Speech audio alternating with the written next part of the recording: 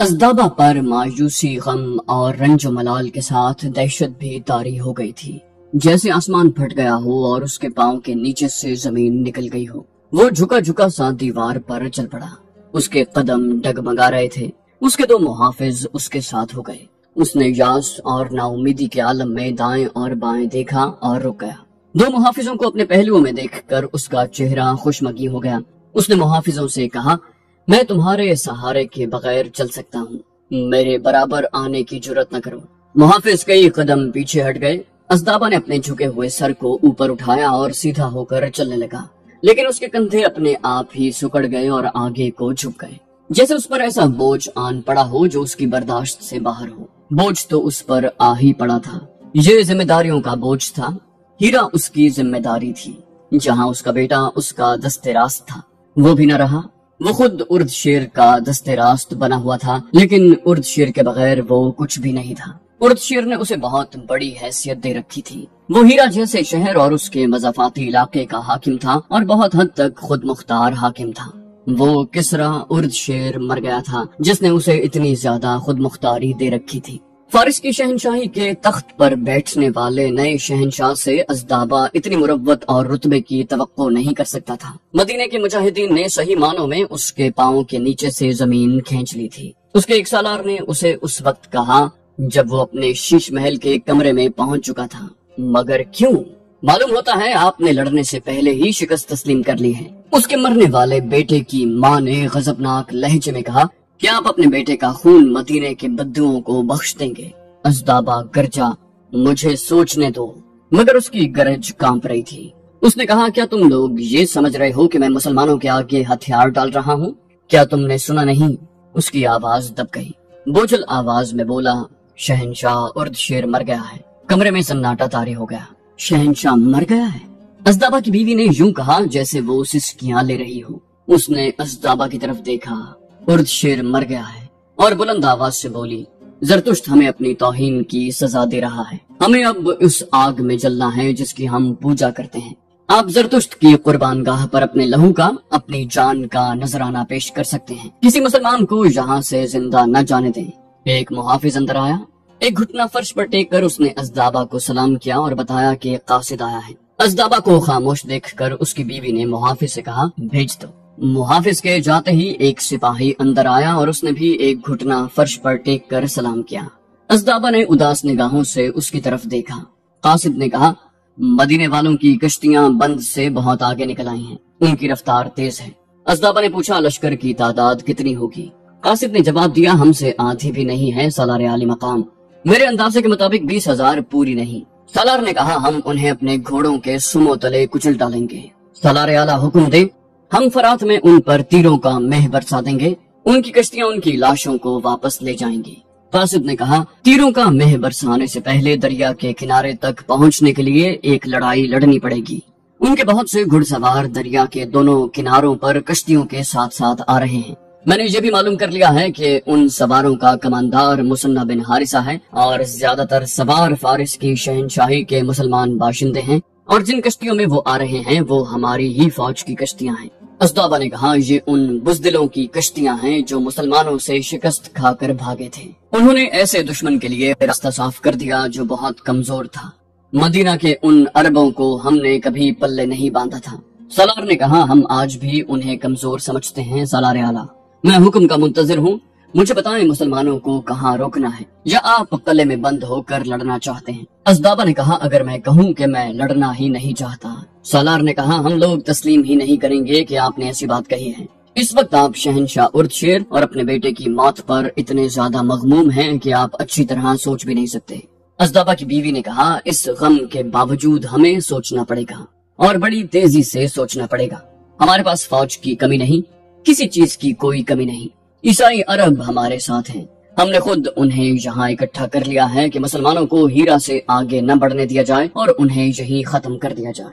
अज़दाबा ने कहा, हाँ, हमारे पास फौज की कमी नहीं, लेकिन कोई कमी जरूर है जिसकी वजह से हम हर मैदान में शिकस्त खा रहे हैं। मैं अपने पीछे अपने नाम के साथ शिकस्त की तोहमत छोड़कर नहीं जाऊंगा। मैं फतह हासिल करने का कोई और तरीका सोचूंगा। मैं मदाइन जाऊंगा और देखूंगा कि वहाँ के हालात क्या हैं।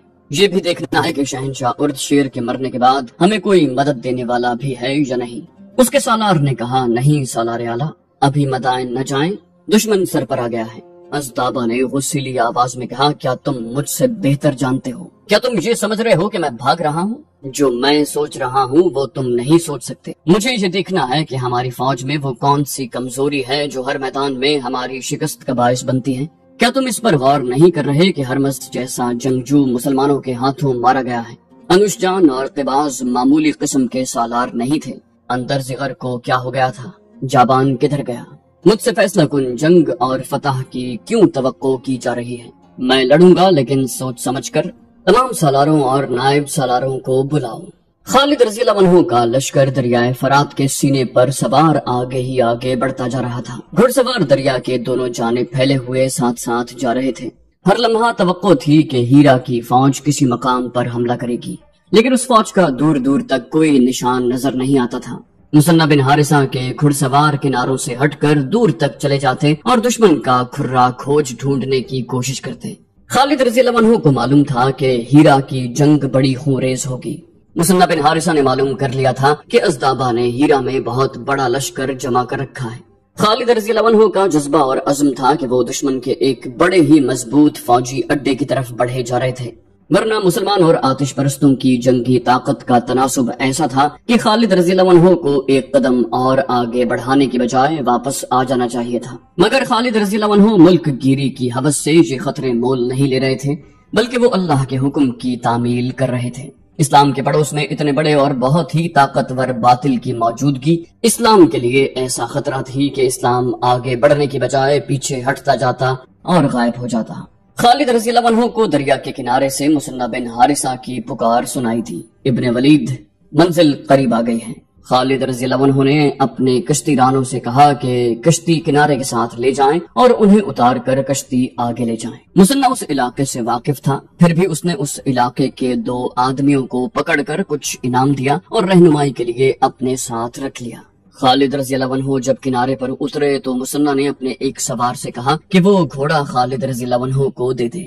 خالد رضی اللہ عنہ اس گھوڑے پر سوار ہو گئے۔ مصنع اور خالد رضی اللہ عنہ کے گھوڑے پہلو بپہلو جا رہے تھے اور مصنع کی نظریں خالد رضی اللہ عنہ کے چہرے پر جمی ہوئی تھی۔ خالد رضی اللہ عنہ ادھر ادھر دیکھ رہے تھے۔ ان کی نظریں جب مصنع بن حارثہ پر آئیں تو بھی مصنع کی نظریں ان کے چہرے پر جمی ہوئی تھی۔ انہوں نے مسکراتے ہوئے پوچھا، کیوں ابن حارثہ، کیا تو مجھے پہچاننے کی کوشش کر رہا ہے؟ مصنع نے سنجیدہ اور ٹھہرے ٹھہرے لہجے میں کہا، ہاں ولید کے بیٹے، میں تجھے پہچاننے کی کوشش کر رہا ہوں۔ تو مجھے انسان نہیں لگتا، تیرے چہرے پر کچھ گھبراہٹ اور پریشانی ہونی چاہیے تھی۔ خالد رضی اللہ عنہ نے کہا، میں اندر ہی اندر پریشان ہوں اور میرے دل پر گھبراہٹ بھی ہے۔ یہ اس لیے کہ میں انسان ہوں، لیکن میں پریشانی اور گھبراہٹ کو چہرے پر نہیں آنے دوں گا۔ مصنع نے کہا، یہ چہرہ ایک لشکر کا ہے، یہ چہرہ اسلام کا چہرہ ہے۔ میں سمجھتا ہوں ابن ولید، سالار اعلیٰ کا چہرہ اتر جائے تو پورے لشکر کا چہرہ اور ساری قوم کا چہرہ اتر جاتا ہے۔ خالد رضی اللہ عنہ نے پوچھا، مجھے یہ بتا ابن حارثہ، تو نے یہ باتیں کیوں کی ہیں؟ کیا تو مجھے پریشانی اور گھبراہٹ میں دیکھنا چاہتا ہے؟ مصنع نے کہا، ہاں ابن ولید، تجھے شاید احساس نہیں کہ تو کتنے بڑے اور طاقتور دشمن کے سامنے جا رہا ہے۔ خالد رضی اللہ عنہ نے کہا، میں اپنے لیے جا رہا ہوتا تو مجھے اپنا غم ہوتا کہ بادشاہ بننے سے پہلے ہی نہ مارا جاؤں۔ میں اللہ کے حکم پر جا رہا ہوں، اللہ ہمارے ساتھ ہے، مجھے اور تجھے گھبرانے کی اور پریشان ہونے کی ضرورت نہیں۔ مجھے یہ بتاؤ کہ آگے کیا ہے؟ مصنع نے ان 2 آدمیوں کو بلایا جو اس علاقے کے رہنے والے تھے اور انہیں کہا کہ وہ بتائیں کہ آگے کیا ہے۔ ان دونوں نے بتایا کہ آگے ہیرا ہے اور وہاں تک زمین کیسی ہے۔ خالد رضی اللہ عنہ نے ان دونوں آدمیوں کو وہاں سے ہٹا دیا اور مصنع کے ساتھ ہیرا پر حملے کی اسکیم بنانے لگے۔ ہیرا فرات کے کنارے پر واقع تھا۔ خالد رضی اللہ عنہ نے اپنے سالاروں عاصم بن عمر اور عدی بن حاتم کو کشتیوں سے کنارے پر بلایا۔ خالد رضی اللہ عنہ نے کہا، میں مان نہیں سکتا کہ آتش پرست ہمیں ہیرا کے راستے میں نہیں روکیں گے۔ ان کے پاس اتنی زیادہ فوج ہے جسے وہ اس سارے علاقے میں پھیلا سکتے ہیں، تمام عیسائی بھی اس کے ساتھ ہیں۔ اگر ہم ہیرا کے سامنے جا کر کشتیوں سے اترے تو دشمن ہم پر حملہ کر دے گا، ہم ہیرا سے دور کشتیاں چھوڑ دیں گے۔ خالد رضی اللہ عنہ بیٹھ گئے اور اپنی تلوار نکال کر اس کی نوک سے ہیرا کا محل وقوع اور اپنی پیش قدمی کا نقشہ بنانے لگے۔ انہوں نے اس مقام سے جہاں وہ کھڑے تھے ہیرا تک پہنچنے کے راستے کی لکیر بنائی جو سیدھی نہیں تھی بلکہ یہ نیم دائرہ تھا۔ انہوں نے یہ لکیر ایک مقام پر ختم کی جو ایک قصبہ تھا۔ یہ ہیرا سے تقریباً 3 میل دور تھا۔ اس قصبے کا نام خورنک تھا۔ خالد رضی اللہ عنہ نے کہا، ہم اس کے قریب سے گزریں گے اور ہیرا کی طرف تیزی سے بڑھیں گے۔ توقع یہی ہے کہ آتش پرست شہر سے کچھ دور ہی ہمارے راستے میں آ جائیں گے۔ میرے بھائیو، یہ لڑائی خوفناک ہوگی۔ زرتشت کے پجاری اب شکست کا خطرہ مول نہیں لے سکتے۔ آگے مدائن ہیں۔ میں تمہیں بڑے ہی سخت امتحان میں ڈال رہا ہوں، لیکن اس امتحان میں پورا اترنا ہے۔ دشمن کی تعداد ہم سے کئی گنا زیادہ ہے۔ اگر ہمیں ہیرا کو محاصرے میں لینے کا موقع مل گیا تو محاصرہ بہت لمبا ہوگا۔ ہم انتظار نہیں کر سکتے۔ اپنے دلوں میں اللہ سے عہد کرو کہ ہیرا کو فتح کرنا ہے۔ اب کشتیاں چھوڑ دو اور تمام لشکر کو کنارے پر لے آؤ۔ مسلمانوں کی تعداد 18,000 تھی۔ یہ لشکر کشتیوں سے نکل کر کنارے پر آ گیا اور بڑی تیزی سے پیش قدمی کے لیے منظم ہو گیا۔ خالد رضی اللہ عنہ نے سالار عاصم بن عمر کو آگے کیا اور عدی بن حاتم کو پیچھے رکھا اور خود درمیان میں رہے۔ مسنہ بن حارثہ کا سوار دستہ ہراول کے طور پر کم و بیش 1 میل آگے نکل گیا تھا۔ خالد رضی اللہ عنہ کے حکم سے مجاہدین کا لشکر خاموشی سے جا رہا تھا۔ نعروں اور جنگی ترانوں کی ممانعت کر دی گئی تھی تاکہ پتہ نہ چلے کہ کوئی لشکر آ رہا ہے۔ خالد رضی اللہ عنہ نے ایسا راستہ اختیار کیا تھا جو جنگل اور ویران علاقے سے گزرتا تھا اور ادھر مسافروں کی گزرگاہ نہیں تھی۔ مسنہ بن حارثہ کے سوار پھیل کر جا رہے تھے تاکہ گھات کا کہیں بھی شک ہو تو لشکر کو پیغام بھیج کر پیچھے ہی روک لیا جائے۔ خالد رضی اللہ عنہ کا لشکر خورنک تک پہنچ گیا۔ دشمن کی فوج کا کہیں بھی نام و نشان تک نہ ملا۔ خالد رضی اللہ عنہ نے لشکر کو روک لیا اور اپنے ایک جاسوس سے کہا کہ وہ قصبے کے اندر جائے اور دیکھے کہ دشمن کی فوج وہاں تو نہیں۔ خالد رضی اللہ عنہ کا جاسوسی نظام ذہین اور جرت مند آدمیوں پر مشتمل تھا۔ اس میں ان مسلمانوں کی تعداد زیادہ تھی جو فارس والوں کے غلام تھے۔ وہ دجلہ اور فرات کے سنگم کے علاقے میں رہتے تھے۔ ان میں سے ایک آدمی بھیس بدل کر خورنک چلا گیا اور خبر لایا کہ اس قصبے میں کوئی فوج نہیں اور قصبے میں امن و امان ہے۔ تاریخ بتاتی ہے کہ اس قصبے میں متمول لوگ رہتے تھے۔ آج وہاں خورنک کا نام و نشان بھی نہیں ملتا۔ انسان مٹی میں مل کر مٹی ہو جاتے ہیں، مقام مٹ جاتے ہیں، بلند و بالا مکان اور عالی شان محل مٹ جاتے ہیں۔ زندہ صرف تاریخ ہی رہتی ہے، اچھی یا بری انسانوں کے نام زندہ رہتے ہیں، ان کی قائم کی ہوئی روایات زندہ رہتی ہیں۔ آج وہ قصبہ موجود نہیں جہاں تاجر اور دیگر دولت مند لوگ رہتے تھے۔ خالد رضی اللہ عنہ نے آتش نمرود میں کودنے سے پہلے اس قصبے کے قریب قیام کیا۔ قصبہ نہیں رہا، خالد رضی اللہ عنہ زندہ ہیں، ان کی روایات زندہ ہیں۔ مسنہ بن حارثہ کو، عاصم کو، عدی کو اور ان 18,000 مجاہدین کو تاریخ نے زندہ رکھا ہے۔ ان کے گھوڑوں کے سموں کی گرد کو سورج کی کرنوں نے چوما ہے۔ کیا مقصد تھا ان اولین مجاہد کا جو اس دشمن سے ٹکر لینے جا رہے تھے جو 18,000 نفوس کو نگل لینے کی طاقت رکھتا تھا؟ خالد رضی اللہ عنہ اور ان کے سالاروں کے دلوں میں تخت و تاج کی ہوس نہیں تھی، زر و جواہرات کا لالچ نہیں تھا۔ ایک عزم تھا جو ان کے لیے جنون بن گیا تھا۔ وہ اس کفر کو اپنے پڑوس میں زندہ نہیں دیکھنا چاہتے تھے جو اسلام کی بقا اور فروغ کے لیے خطرہ تھا۔ ان کے ذہنوں میں کوئی شک نہ تھا، کوئی وہم، کوئی وسوسہ نہ تھا۔ وہ ہمیشہ زندہ رہنے والی روایت اپنے خون سے لکھنے جا رہے تھے۔ مورخ نے اس وقت کے واقع نگاروں کے حوالے سے لکھا ہے کہ خالد رضی اللہ عنہ پر خاموشی طاری تھی۔ کوئی سپاہی ان کی طرف دیکھتا تو وہ مسکراتے تھے۔ خالد رضی اللہ عنہ جب خورنک سے آگے نکلے تو ان کے منہ سے کوئی حکم نکلتا تھا یا کوئی ہدایت، اس کے سوا کوئی بات نہ کرتے۔ مسنہ بن حارثہ شبخون اور دن کی چھاپا مار جنگ کا اور بھاگ دوڑ کر لڑنے والی لڑائی کا ماہر تھا۔ وہ جب خالد رضی اللہ عنہ کو بتاتا کہ وہ یوں کرے گا اور یوں کرے گا تو خالد رضی اللہ عنہ کے منہ سے ہر بار یہی الفاظ نکلتے تھے، اللہ تجھے اجر دے گا ابن حارثہ۔ خالد رضی اللہ عنہ اپنے لشکر کو خورنک سے پرے پرے آگے لے گئے۔ انہیں ایسی توقع نہیں تھی کہ وہ دشمن کو بے خبری میں جالیں گے۔ انہیں معلوم تھا کہ دشمن ضرورت سے زیادہ بیدار ہوگا۔ خالد رضی اللہ عنہ نے حکم دیا کہ اس قصبے پر نظر رکھنے کے لیے چند ایک مجاہدین کو پیچھے رہنے دیا جائے تاکہ اس میں سے نکل کر کوئی آدمی ہیرا یہ اطلاع نہ دینے چلا جائے کہ مسلمانوں کا لشکر آ رہا ہے۔ یہ پھندا تھا جس میں مدینہ کا لشکر جا رہا تھا۔ وہ علاقہ گھات کے لیے موزوں تھا لیکن گھات کے بھی آثار نظر نہیں آتے تھے۔ یہی ہو سکتا تھا کہ دشمن کا لشکر اچانک ہر طرف سے آئے گا اور 18,000 کے اس لشکر کو گھیرے میں لے کر سالاروں سے سپاہیوں تک کاٹ دے گا۔ کچھ اور آگے گئے تو ایک ٹیکری آ گئی۔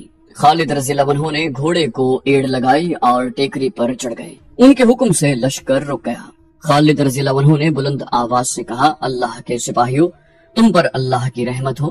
آج خدائے واحد نے تمہیں بڑے سخت امتحان میں ڈال دیا ہے۔ آج تم ایک پہاڑ سے ٹکرانے اور اسے ریزہ ریزہ کرنے جا رہے ہو۔ اب جس لشکر کے ساتھ تمہارا مقابلہ ہوگا وہ پہاڑ سے کم نہیں۔ مجاہدین اسلام، اگر آج تم نے پیٹھ دکھائی تو تمہیں نہ خدا بخشے گا نہ دشمن۔ آج اس عہد سے آگے بڑھو کہ فتح یا موت۔ ہماری جانیں اللہ کی امانت ہیں، یہ امانت اللہ کو لوٹانی ہے، لیکن باوقار طریقے سے اللہ تمہارے ساتھ ہے۔ تعداد اور ہتھیاروں کی کمی اور افراط شکست اور فتح کا باعث نہیں بن سکتی۔ فتح جذبے اور عزم سے حاصل ہوتی ہے۔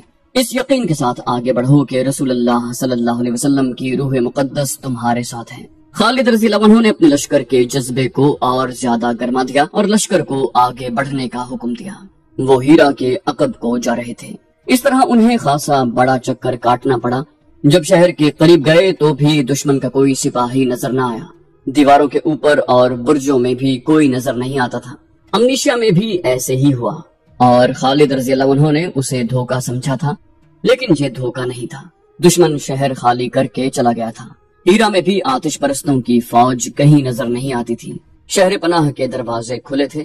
مثنہ بن حارثہ اپنے چند ایک سواروں کے ساتھ شہر کے ارد گرد چکر لگایا۔ مثنہ نے خالد رضی اللہ عنہ سے کہا، ابن ولید، سامنے والا دروازہ بھی کھلا ہے اور لوگ گھومتے پھرتے دکھائی دے رہے ہیں۔ مثنہ نے کہا، ایسا نہیں ہو سکتا، امنیشیا خالی تھا۔ تو کہتا ہے شہر میں لوگ موجود ہیں؟ یہ پھندا ہے ابن حارثہ، یہ جال ہے۔ عاصم اور عدی کو بلاؤ۔ دونوں سالار آئے تو خالد رضی اللہ عنہ نے انہیں بتایا کہ شہر کی کیفیت کیا ہے۔ کچھ دیر تبادلہ خیالات اور بحث و مباحثہ ہوا اور طے پایا کہ تمام دروازوں سے لشکر کے دستے طوفان کی طرح اندر آ جائیں اور شہر میں پھیل جائیں۔ اگر خطرہ تھا تو کوئی معمولی خطرہ نہیں تھا۔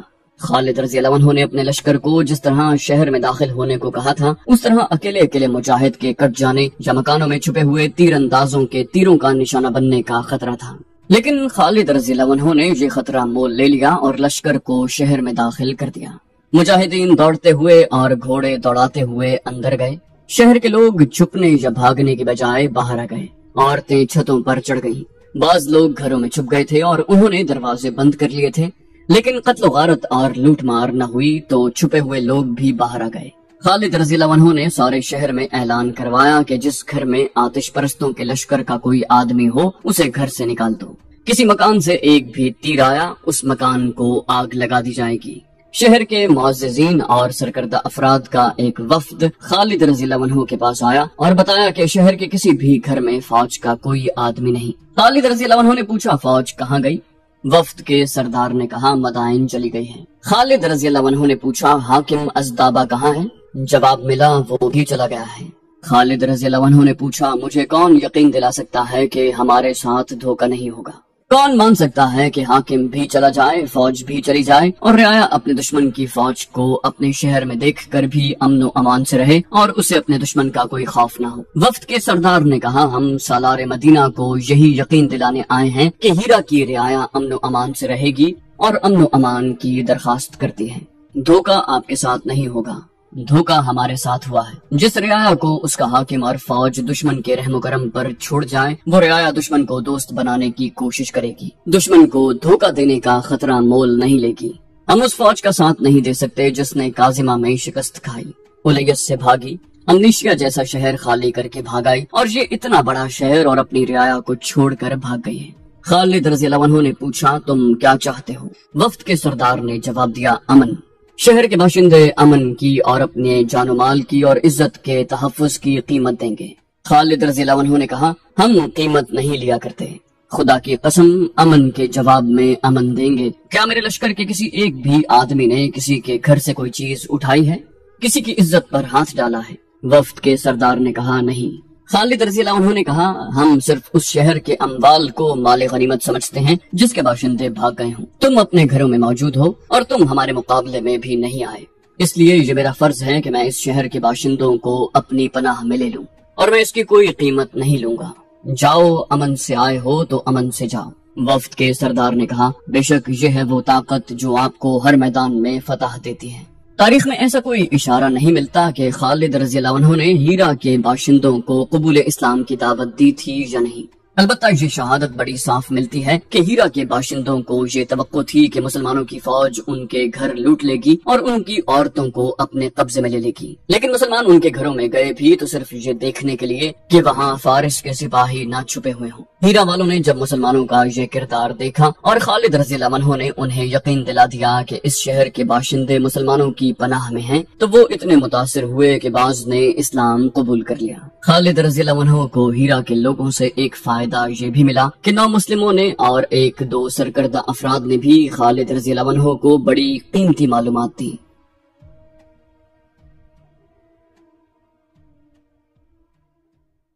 تو دوستو یہ تھی ہماری آج کی ایپیسوڈ۔ امید کرتے ہیں آپ کو ہماری ایپیسوڈ پسند آئی ہوگی۔ جانے سے پہلے اس ویڈیو کو لائک، شیئر اور کامنٹ کرنا مت بھولیے، اور اگر آپ ہمارے چینل پر نئے ہیں تو اسے سبسکرائب کیجیے اور بیل آئیکن پر کلک کیجیے تاکہ آپ کو تمام ویڈیوز فوراً ملتی رہیں۔ اگلی ویڈیو تک کے لیے اپنا خیال رکھیے۔ اللہ حافظ۔